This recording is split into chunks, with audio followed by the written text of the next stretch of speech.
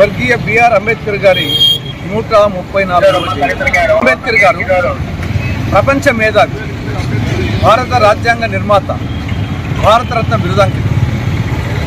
అంబేద్కర్ గారు స్వయం కృషి స్వీయ ప్రతిభతో ఆ స్థాయికి చేరుకున్నారు. స్వయం కృషి స్వీయ ప్రతిభ ద్వారా ఒక సామాన్యుడు, మాన్యుడు, అసామాన్యుడు, భారతరత్న, భారత రాజ్యాంగ నిర్మాత కాగలుడిని ఆయన నిరూపించారు. అంబేద్కర్ గారు అందరివాడు.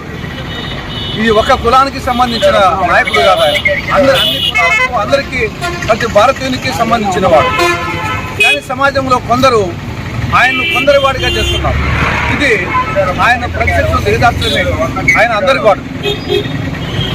ఆయన భారత రాజ్యాంగ సౌధాన్ని 4 స్తంభాల మీద, 4 దూలాల మీద నిర్మించారు. నా 4 స్తంభాలు ప్రజాస్వామ్యం, లౌకికవాదం, సామ్యవాదం, గణతంత్ర రాజ్యం.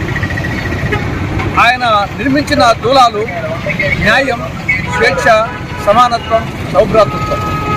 ఈ స్తంభాలు, ఈ దూలాలు పటిష్టంగా ఉన్నంత వరకే ఈ భారత రాజ్యాంగ సౌధం వచ్చేసి ఆ భవనం పటిష్టంగా ఉంటుంది. కాంగ్రెస్ పార్టీ గత అనేక సంవత్సరాలుగా ఈ స్తంభాలను, ఈ దూలాలను, ఈ రాజ్యాంగ సౌధాన్ని కాపాడుకుంటూ వస్తూ ఉంది.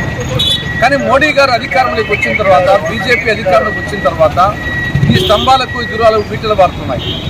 దీన్ని ఇలాగే కొనసాగితే అచిరకాలంలో ఈ రాజ్యాంగ సౌధం కూలిపోయే ప్రమాదం ఉంది. కాబట్టి ప్రతి భారతీయుడు ఈ యొక్క రాజ్యాంగ సౌధాన్ని రక్షించుకోవాల్సిన ఆవశ్యకత ఉంది. కాబట్టి ఆయన జయంతి సందర్భంగా ప్రతి భారతీయుడు రాజ్యాంగ పరిరక్షణ కోసం, దేశ సమైక్యత, సమగ్రతను రక్షించుకున్న కోసం అంకితం, పునరంకితం కావాలని కాంగ్రెస్ పార్టీ